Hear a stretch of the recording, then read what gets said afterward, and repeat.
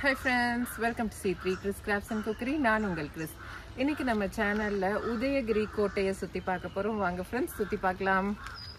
இந்த உதயகிரி கோட்டை எங்க இருக்குன்னா கன்னியாகுமரி டிஸ்ட்ரிக்ட்ல இருக்கு. நாகர்கோயில்ல இருந்து ஒரு 14 கிலோமீட்டர் தொலைவிலையும் திருவனந்தபுரம் நாகர்கோயில் நேஷனல் ஹைவேஸ்ல புலியூர் குறிச்சின்ற ஒரு இடத்துல அமைந்திருக்கு. இந்த கோட்டை 90 ஏக்கர் பரப்பளவுல காணப்படுது. நம்ம இப்போ இந்த கோட்டைக்கு வந்தாச்சு. நம்ம 2 வீலர்ஸ் 4 வீலர்ஸ்ல எல்லாம் வந்தோம்னா இங்க பார்க் பண்ணலாம். பார்க்கிங் சார்ஜஸ் இருக்கு. 2 வீலர்ஸ்க்கு 10 ரூபாயும் 4 வீலர்ஸ்க்கு 50 ரூபாயும் சேகரிக்கிறாங்க. இந்த இடம் தமிழ்நாட்டு வனத்துறைக்கு கீழே வருது. ஆர்கியாலஜிக்கல் சர்வே ஆஃப் இந்தியா தான் மெயின்டைன் பண்ணிட்டு வராங்க. இந்த கோட்டை உள்ள போய் நம்ம சுத்தி பார்க்கறதுக்கு 30 ரூபாய் நம்ம கட்டணம் செலுத்திட்டு போகணும். ஒவ்வொரு திங்கட்கிழமையும் விடுமுறை, மண்டே ஹாலிடேன்னு போட்டிருக்காங்க. இப்போ நம்ம டிக்கெட் எடுத்தாச்சு. வாங்க ஃப்ரெண்ட்ஸ் நம்ம உள்ள போய் சுத்தி பார்க்கலாம். உள்ள என்டர் ஆன உடனே ஒரு அழகான கேனன் பால் ட்ரீ இருக்கு. இப்போ இந்த கோட்டையில் ஒரு அழகான உயிரியல் பூங்கா அமைச்சு வச்சிருக்காங்க.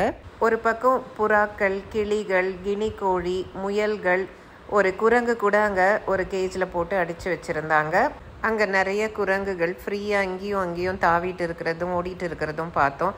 ஆனால் இந்த ஒரு குரங்கை மட்டும் கூண்டில் அடைச்சி வச்சுருக்காங்களே, என்ன சேட்டை பண்ணிச்சோ தெரியலன்ட்டு நாங்களே பேசிக்கிட்டு போனோம். ஏன்னா இந்த மங்கி எந்த ஸ்பெஷல் ப்ரீட் மாதிரியும் தெரியல, கூண்டில் அடைக்கப்பட்டு பார்வைக்கு வைக்கப்படுறதுக்கு.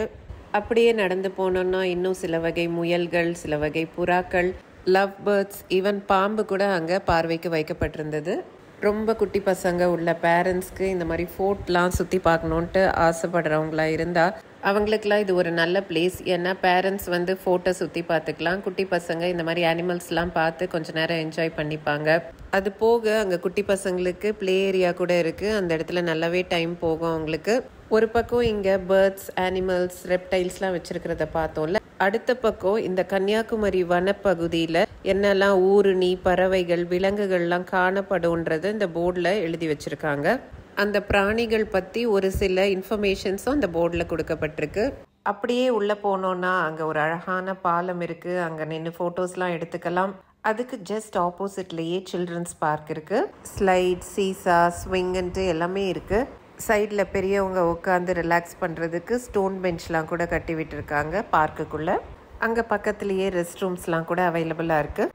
சில்ட்ரன்ஸ் ப்ளே ஏரியாலேருந்து வெளியே வரும்போது ஒரு மூங்கில் காடு மாதிரி ஒரு அமைப்பு இருக்குது. அதுக்கு ஆப்போசிட்டில் ஃபென்ஸ் போட்டு மான்கள்லாம் அங்கே வச்சுருக்காங்க. சரி, இப்போ இந்த கோட்டையை பற்றி கொஞ்சம் தெரிஞ்சுக்கலாம். இந்த கோட்டை 17ஆம் நூற்றாண்டு கோட்டை. 17ஆம் நூற்றாண்டில் ஸ்ட்ராங்கான கற்கள்லாம் வச்சு கட்டப்படலை. ஆனால் 18ஆம் நூற்றாண்டில் மார்த்தாண்டவர்மன் ராஜாவா ஆட்சி செஞ்ச போது யூஸ்டேஷியஸ் டி லெனாய்ன்ற ஒருவர் முதல்ல நேவல் ஆஃபீஸராக டச்சுக்காக ஒர்க் பண்ணிட்டு இருந்திருக்காரு. அதுக்கப்புறம் அவர் டிராவன்கோர் ஆர்மிக்கு சீஃப் ஆஃபீஸராக மாறியிருக்காரு. அந்த டைமில் இவரால் கட்டப்பட்ட கோட்டை தான் இது. அந்த காலத்தில் டி லெனாய்ஸ் ஃபோர்ட்டுன்னு தான் இந்த கோட்டை அழைக்கப்பட்டிருந்தது.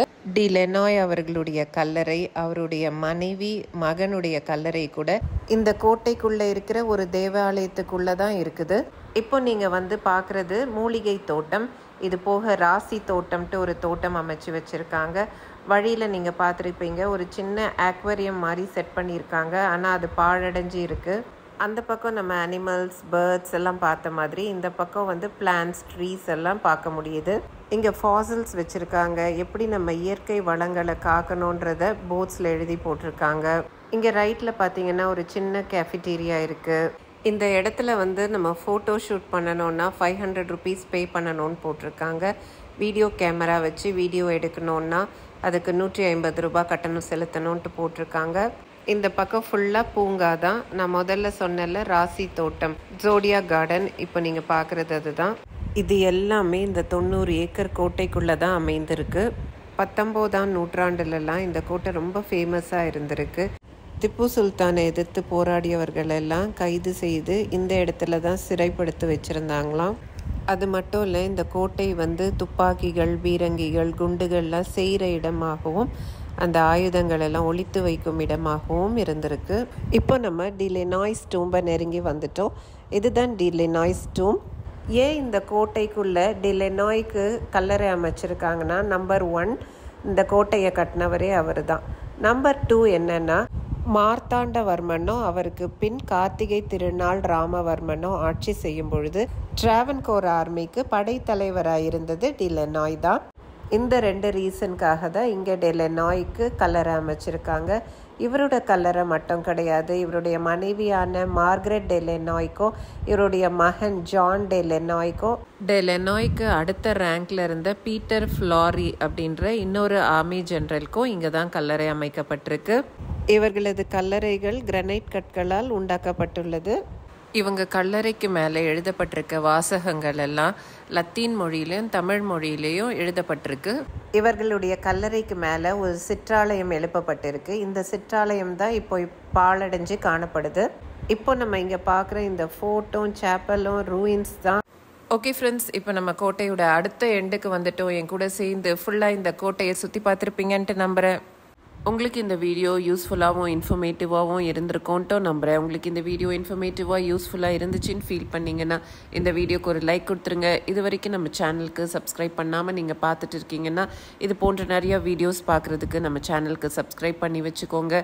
அதுக்கு நீங்கள் இந்த வீடியோக்கு கீழே இருக்கிற சப்ஸ்கிரைப்ன்ற பட்டனை மட்டும் கிளிக் பண்ணால் போதும். அப்போ நான் போடுற வீடியோஸ் எல்லாம் உங்களுக்கு தொடர்ந்து வந்து கிடைக்கும். மீண்டும் இது போன்ற இன்ட்ரெஸ்டிங்கான வீடியோஸுடன் உங்களை நான் விரைவில் சந்திக்கிறேன்.